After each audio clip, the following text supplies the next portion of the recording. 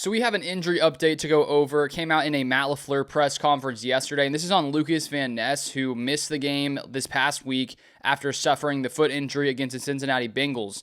But here it is. This was shared from Bill Huber, Sports Illustrated article. He says this: defensive end Lucas Van Ness missed Sunday's game with a foot injury sustained while sacking Joe Flacco last week. He wasn't even seen last week in the Don Hutson Center, where injured players ride stationary bikes or ellipticals to stay in shape. Could he be back for this week? I'm not overly optimistic, LaFleur said, but we'll see. So that does not sound super positive and make me think that Lucas Van Ness will be returning this next week, just because while LaFleur doesn't always tell us exactly what's happening with all these players, I feel like, you can sort of tell when something's a little more serious, and that's sort of what it feels like with Van Ness. At the same time, things can change quickly throughout the week, so you can never say never, but initially we had heard after the injury that it wasn't going to be a long-term thing, but they didn't really seemingly know how long he was going to be out. But now, after already missing one game, now LaFleur says he's not overly optimistic. Hopefully, he'll be back in the next few weeks, but right now it looks like he may potentially miss more time.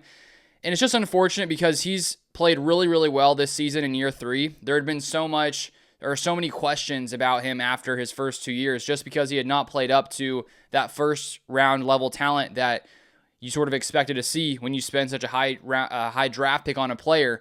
And so up to this point this season, before his injury, he'd been playing really, really well. So hopefully he'll be back soon and can get back out there and keep playing like he was.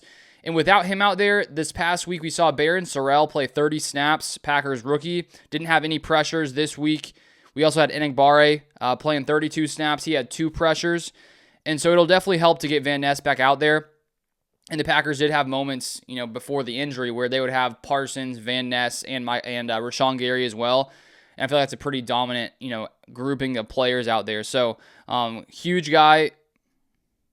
And then a few other players this week we'll keep an eye on for injuries. Christian Watson, who's been practicing a couple weeks now.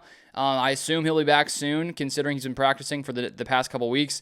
Devontae Wyatt has missed a few games and missed the past 2 games with a knee injury and hasn't practiced the past 2 weeks, so hopefully we'll see him back this week at practice, potentially. We'll see. And then McManus, the big question. Will McManus, come back this week? Will it be Haversick, who broke the Packers' record?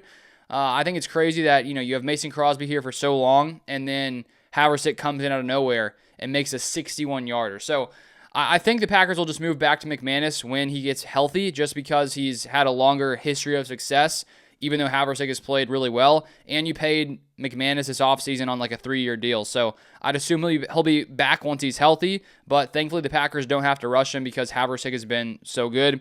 And then Josh Jacobs played through his injury. Hopefully that will be fine and there aren't any setbacks there. And then Dontavian Wicks missed some time as well this past game with a calf injury, according to Bill Huber. But those are the updates for right now. If you want more Packers content, feel free to subscribe down below, and I'll see you guys next time.